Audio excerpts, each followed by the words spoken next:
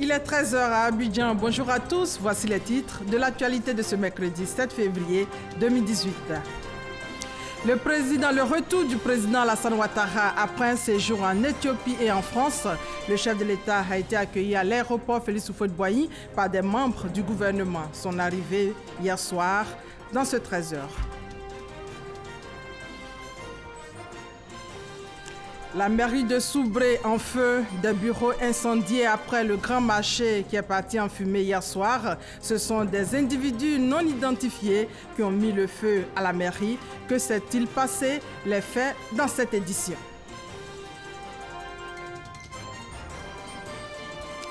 Et puis le sommet du G5 Sahel à Niamey. Au menu, la prise de fonction du président Mahamadou Issoufou à la tête du G5 Sahel. Il faut dire que 5 pays composent cette force conjointe et vous le verrez dans ce 13 h. Voilà pour les titres. Bienvenue à tous. Le président Alassane Ouattara est de retour depuis hier soir en Côte d'Ivoire. Il a été accueilli par le vice-président et le premier ministre et des membres du gouvernement à l'aéroport Félix Houphouët-Boigny de Port-Bouët. Le président était accompagné de son épouse. Il faut rappeler qu'avant son séjour en France, le chef de l'État a pris part les 28 et 29 janvier au sommet de l'Union africaine à Addis Abeba en Éthiopie, un sommet consacré à la lutte contre la corruption, la réalisation de la zone de libre-échange et le lancement du marché unique du transport aérien. Et hier mardi également, le Premier ministre Amadou Gon Coulibaly a reçu le patron d'une société spécialisée dans le secteur du sucre.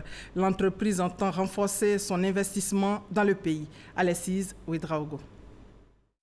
Alexandre Villegrain est le patron de la société Somdia. L'entreprise, spécialiste dans le sucre, a produit entre 2017 et 2018 près de 105 000 tonnes de sucre.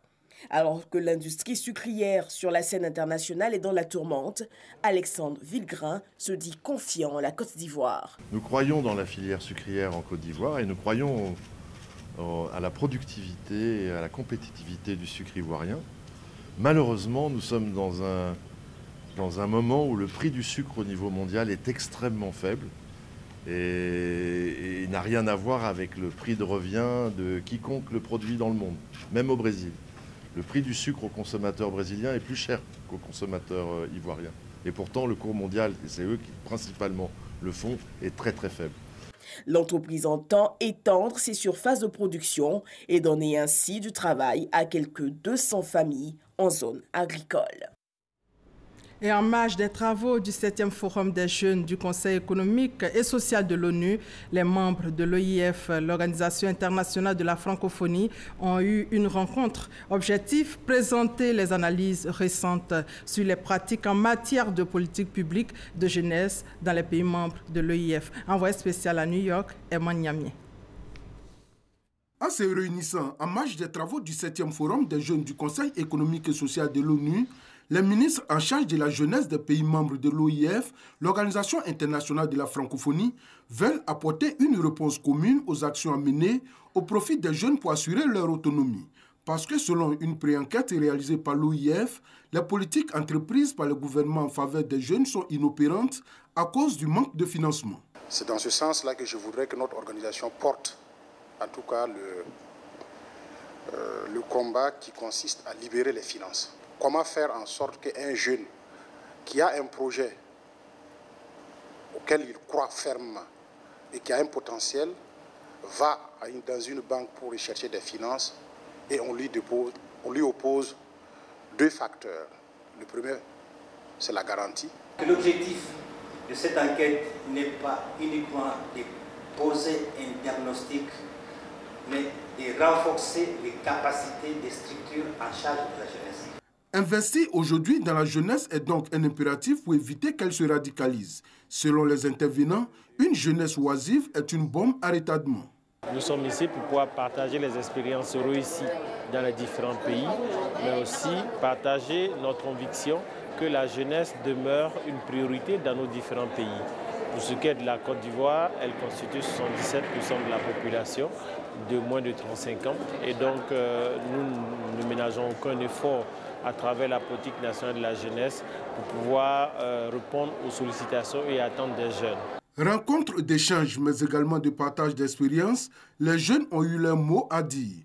Et pour eux, c'est déjà un grand pas qu'ils soient désormais associés aux grandes rencontres. Nous sommes là pour faire des propositions innovantes à l'endroit de nos dirigeants, parce qu'en clair, comme le disait Gandhi, ce qui se fait pour moi sans moi n'est pas fait pour moi, est fait contre moi. Et donc nous sommes là aussi pour leur dire merci, je parle de nos dirigeants bien sûr, mais aussi de leur dire que nous, les jeunes, nous avons saisi cette occasion et nous sommes prêts à travailler davantage pour construire ce monde qu'ils veulent créer et ils veulent créer avec nous. À l'issue des travaux du 7e Forum des jeunes du Conseil économique et social des Nations Unies, les instances de cette organisation se sont accordées à offrir plus d'opportunités aux jeunes pour les rendre autonomes afin de les amener à s'impliquer dans les grandes résolutions adoptées par les Nations Unies. Et ici, à Abidjan, les forces de sécurité ivoiriennes formées aux stratégies de lutte contre le terrorisme, formation initiée par le ministère de l'Intérieur et l'ambassade des États-Unis en Côte d'Ivoire, nous dit Michel Digré. La lutte contre le terrorisme est une priorité pour la Côte d'Ivoire et ses partenaires internationaux. Le terrorisme, une menace pour la sécurité et les libertés dont jouissent les citoyens, selon Toby Vincent Irié, directeur de cabinet du ministre de l'Intérieur et de la Sécurité. Cet appui des États-Unis est à inscrire dans le cadre d'un programme d'assistance antiterrorisme mis en place au lendemain de l'attaque de Grand Bassam. Le programme permettra de renforcer les capacités opérationnelles des forces de sécurité ivoiriennes, notamment celles responsables de l'application de la loi et de la sécurité à travers l'expertise de formateurs américains. Le terrorisme peut frapper partout. Son but est de mettre en péril notre sens de la sécurité et de détruire les liens de confiance qui nous réunissent. L'une des meilleures manières de riposter et de renforcer nos partenariats est par la préparation, comme nous le faisons aujourd'hui. Le ministère de l'Intérieur a rendu possible cette formation qui, à terme, va permettre à plus de 54 policiers et gendarmes de développer un réseau de collaboration dans la lutte contre le terrorisme. Leur champ d'expertise sera la prévention, l'identification, la détection des infractions terroristes et des formes graves de criminalité, ainsi que des enquêtes et des poursuites en la matière. À Soubré, la mairie incendiée hier après le grand marché qui a pris feu, faisant d'importants dégâts et matériels et financiers. Ce sont des individus non identifiés qui ont mis le feu à la mairie. La situation est encore trouble ce mercredi. Koné Mamadou et Eugène Atoubé. En l'espace de 24 heures, Soubré aura vécu un mardi de brasier, un marché brûlé, les locaux de la mairie pillés et saccagés, le domicile du premier magistrat de la ville incendié. Dans la cité du Nawa, l'on continue de s'interroger encore sur pareils agissements. La question qui revient dans tous les milieux est pourquoi et à quelle fin? On est voisin de le maire, on ne peut pas dormir. Jusqu'à chez moi à la maison, même ils ont détruit. Tout même, je suis venu. Je n'ai rien vu chez moi à la maison. Tout a commencé dans l'après-midi d'hier mardi aux environs de 16 h. Des groupes de jeunes et de femmes ont assailli les locaux de la mairie, qu'ils ont pillés et saccagés, avant d'y mettre le feu, n'épargnant rien, jusqu'au bâtiment abritant la radio communale, la voix de la Nawa. Tout est parti en fumée. Les forces de l'ordre auront tout tenté pour ramener à la raison le groupe déchaîné en vain, vaincu par le grand nombre. Les autorités préfectorales auront elles aussi tout tenté. La réunion de crise organisée après l'incendie à la préfecture, censée ramener l'apaisement, n'a pas calmé l'ardeur des manifestants. Bien au contraire. Ceux-ci se sont violemment opposés aux forces de l'ordre qui les empêchaient d'accéder à la résidence du maire de Soubré. Saccagé, réduit en cendres. Il est reproché au maire d'avoir vendu, vrai ou faux, le marché à un opérateur économique libanais. Quel temps moi j'ai eu à traiter et puis vendre le marché? Il dit c'est impossible. Je suis sorti là où je voulais aller là-bas, on m'a dit non, que c'est dangereux. Et quand ils sont arrivés, ils ont mis le feu. Oui. Donc c'est là, moi, en même temps, je me suis retourné et je suis sorti. Oui. Et après, là-bas, ils se sont dirigés vers mon domicile. Oui. Voilà. Et la police s'était interposée, mais ils étaient à court de munitions. Oui. Donc, vers les 20h, ils ne pouvaient pas. C'est là, bon, ils sont rentrés, ils ont brûlé chez moi. Bon, je suis sorti avec un seul habit, même mes pièces, tout est resté là-bas, tout est resté.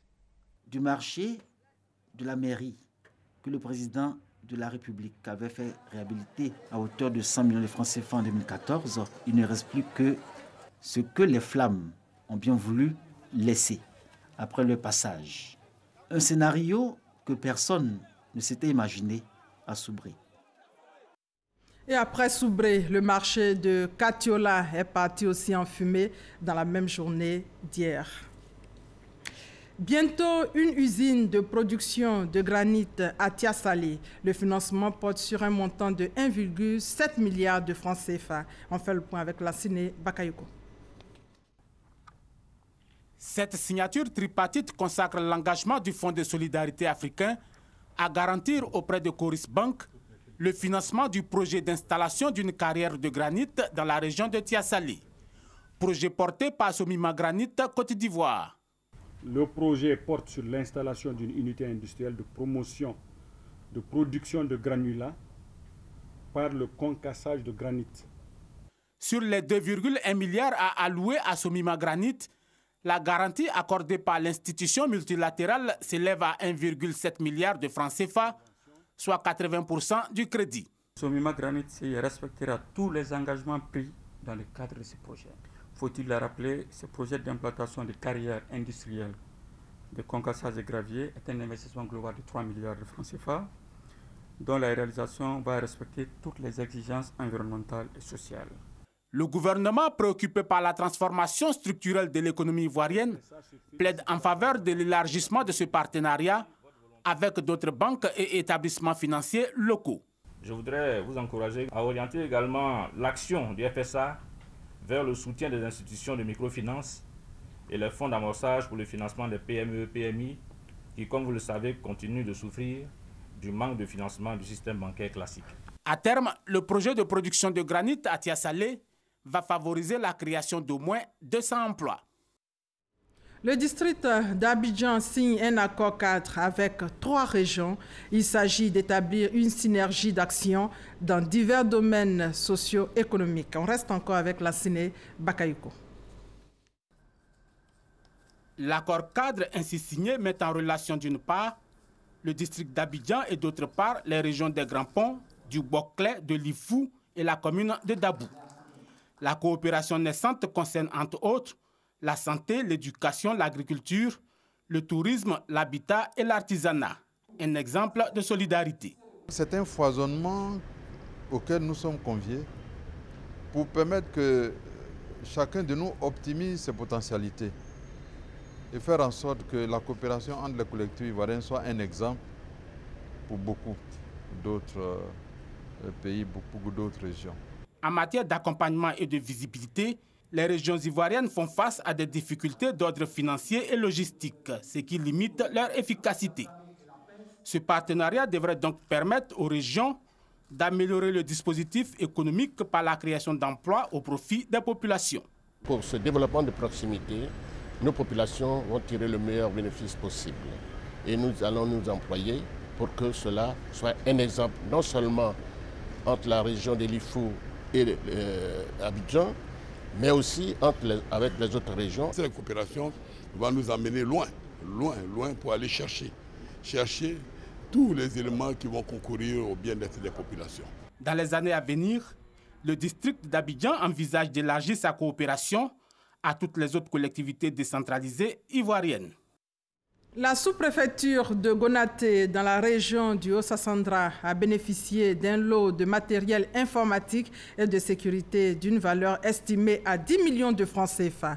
Un geste de Doumbia Kader, fils de la localité, Ngana Gonaté. D'un montant de plus de 10 millions de francs CFA, ce don est essentiellement composé des ordinateurs de bureau, des imprimantes, des caméras de vidéosurveillance équipés d'infrarouges. Pour le donateur Doumbia Kader, ce don a pour objectif d'aider la sous-préfecture à mieux fonctionner en facilitant le travail du sous-préfet et de ses collaborateurs. J'ai trouvé nécessaire de faire ce don à la sous-préfecture du matériel informatique et mieux encore de mettre la sous-préfecture sur vidéosurveillance et système d'alarme. Les populations de Gonaté n'auront plus besoin de se déplacer pour aller jusqu'à Daloa pour aller faire des actes de naissance. Diaby Jean-Marie, fils de Gonaté, a exprimé la reconnaissance et la gratitude des populations aux donateurs. Quant au sous-préfet bénéficiaire, Ouattara Issa a salué le geste du bienfaiteur parce qu'il vient répondre aux problèmes réels de la sous-préfecture. Depuis le cambriolage de la sous-préfecture, j'ai un service qui était carrément fermé parce que tout le matériel a été emporté là-bas, l'ordinateur complet. Mais aujourd'hui, avec ce don, ce service pourra fonctionner à nouveau. Donc je suis vraiment heureux de recevoir ce matériel important. À la veille de cette cérémonie de remise de dons, le président de l'association La Terre a procédé à la pose de la première pierre du marché du gros du vivrier de Gadouin. Des réformes pour une meilleure formation des élèves maîtres. Ces réformes ont été présentées aux acteurs du secteur à Bouaké. Reportage Soro Corona. Mettre en place une meilleure formation des élèves maîtres pour une prise en charge des jeunes du préscolaire et assurer une transition harmonieuse entre le primaire et le secondaire. Telle est la mission principale du ministère de l'Éducation nationale, de l'enseignement technique et de la formation professionnelle à engager des réformes dans la formation des élèves maîtres depuis 2012. Des réformes qui s'inscrivent dans le cadre du programme d'amélioration de la qualité de l'éducation de base. Quand ils quittent le CAFOP et qu'ils sont sur le terrain, ils nous disent que ce qu'ils ont fait au CAFOP est totalement différent de ce qu'ils voient sur le terrain. Alors le ministère a essayé de faire des réformes pour une collaboration de toutes ces activités. Ce qu'ils reçoivent à la formation soit en conformité avec ce qui va se faire sur le terrain. Après 6 ans d'expérimentation, ces réformes sont désormais présentées et expliquées dans les moindres détails aux communautés éducatives régionales. À Bouaké, près de 200 personnes ont participé à cette formation. Les modalités d'encadrement des élèves maîtres de deuxième année vont changer. Il y aura maintenant une chaîne d'encadrement complète qui partira du directeur d'école jusqu'à l'antenne de la pédagogie et de la formation continue. Les encadreurs pédagogiques régionaux ont aussi renforcé leurs capacités pour une bonne application des principes et des règles sur lesquelles reposent les réformes de la formation initiale des élèves maîtres. Et ici, à Abidjan, la première pierre de la page blanche posée, c'est Mme Henriette Konabédié qui a lancé les travaux à Bingerville. L'ouvrage portera son nom. C'est un centre de prise en charge des enfants handicapés, nous dit Gabriel Zani. C'est sur ce terrain de 4280 mètres carrés situé à Bingerville, octroyé par le gouvernement, que sera construite la nouvelle page blanche, l'établissement de prise en charge des enfants handicapés intellectuels. La première pierre posée par la présidente de l'ONG Servir marque le démarrage des travaux. La nouvelle page blanche sera appelée le complexe Henriette Konabédié. Soyez rassurés que je ne ménagerai aucun effort pour l'épanouissement de nos enfants. Ensemble, nous leur offrirons ce cadre qui permettra non seulement de soulager les parents, mais aussi de faire leur bonheur. À travers ma modeste personne, je soutiendrai toutes les actions visant la justice et l'égalité entre tous les enfants de notre pays. Créée par l'AREA, l'association pour la réinsertion des enfants par une éducation adaptée, la page blanche donne une chance aux enfants polyhandicapés intellectuels, bien souvent rejetés dans nos sociétés traditionnelles. Le complexe comprendra un centre de prise en charge médico-psychopédagogique, des ateliers d'apprentissage professionnel pour jeunes adultes et un foyer d'hébergement. Aux parents d'enfants handicapés intellectuels, ne désespérez pas, gardez la foi parce qu'on a attendu cela. Aujourd'hui, le jour est arrivé. On espère que les murs vont bientôt sortir de terre et que nous pourrons avoir notre complexe. Et on pourra accueillir les enfants et les enfants pourront profiter d'une éducation plus performante et pour demain devenir autonomes. D'une capacité d'accueil de 150 enfants, le nouveau centre est beaucoup plus grand que l'ancienne page blanche, qui ne recevait que 35 enfants maximum. Le complexe Henriette Konan-Bédié sera achevé à la fin de 2018. Et nous en venons à cette préoccupation. Une journée sans téléphone portable est-elle possible? En tout cas, les avis sont partagés sur le sujet. Fidèle Aigné s'est intéressé à la question. Son élément est commenté par Franck Quadio. Son smartphone, elle l'a presque tout le temps. Multifonctionnel. Jeanne écoute la musique, envoie des messages, fait des recherches sur les réseaux sociaux et répond aux appels. Pour elle, il est impossible de rester sans téléphone. C'est le seul objet qui nous permet d'être en contact avec l'extérieur, avec toutes nos activités que nous avons. Et donc dire à quelqu'un de se passer de son téléphone, c'est comme demander à quelqu'un qui ne se porte pas bien de se passer d'une visite chez le médecin. Le téléphone portable, un outil nécessaire mais pas indispensable. Cette mère de famille appelle à une utilisation avec modération car il crée souvent des désagréments dans un couple. On est là, chacun sur son téléphone, on navigue, on ne peut même pas causer avec son mari ou avec sa femme. Vraiment, c'est le gros problème aussi. Je suis vraiment d'accord pour une journée sans téléphone et même rester avec la famille, fermer le téléphone, demander à papa de fermer son téléphone. Maman, aujourd'hui on reste ensemble sans téléphone, vraiment, ce serait intéressant. Objet de communication incontournable dans une société dynamique. Le téléphone portable, s'il est mal utilisé, éloigne des réalités et valeurs sociétales et vous installe parfois dans la dialectique du maître et de l'esclave, selon le sociologue. Le téléphone, qui est un objet de communication, devient maintenant un objet de perturbation des relations sociales, des relations familiales, des relations de couple. Donc je crois que plus on est accro, plus, n'est-ce pas, ça dépeint sur les relations et dans les relations dans les foyers et dans les familles. Ce 6 février a lieu la 18e journée mondiale sans téléphone portable, initiative destinée à interpeller le public sur son rapport au mobile. Une relation parfois fusionnelle, ce jour est l'occasion pour poser son téléphone, ne serait-ce qu'un instant. Hier, le monde entier a marqué une halte pour dénoncer les mutilations génitales féminines. En Côte d'Ivoire, sur 100 femmes, 38 sont excisées. Les femmes victimes de cette pratique peuvent désormais retrouver leurs organes. C'est une bonne nouvelle. On fait le point avec Ami Soko dans ce dossier. Ces femmes ont connu l'excision. Elles sont victimes de leur bas âge avec des conséquences fâcheuses. Comme en Afrique, l'essentiel c'est de procréer. Toute cette partie de ma vie là s'est passée vraiment. J'ai assumé quoi en tant que femme qui allait avoir des enfants, on va dire mère au foyer, sans plus. Mais c'était une vie faite vraiment de. Je subissais quoi des choses plutôt que de vivre vraiment une vie, on va dire sexuelle.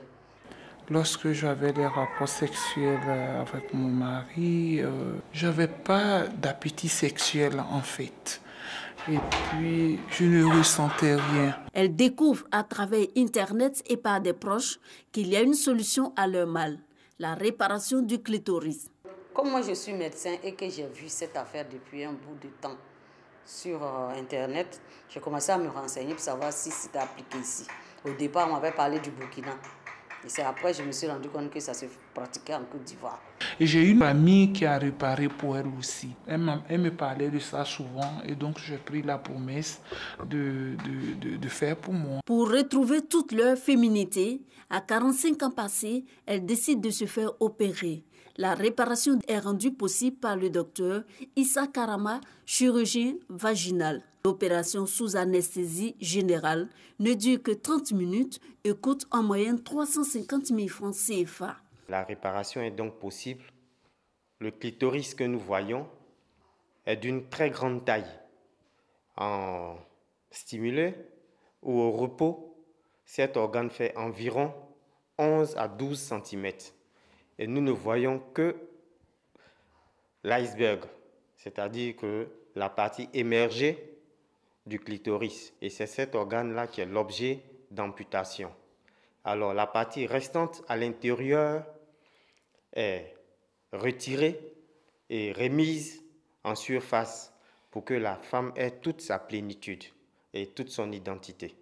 des résultats encourageants. Ces femmes redécouvrent la sexualité. Le fait d'avoir un clitoris m'a permis vraiment d'être une femme comblée. Vraiment, mon couple est très à l'aise aujourd'hui. Depuis cette intervention, ma vie a radicalement changé. D'abord, je me sens complète du point de vue psychologique. C'est comme si vous aviez 5 doigts au départ, à une main. Un coup, vous vous retrouvez avec 2 ou 3 doigts.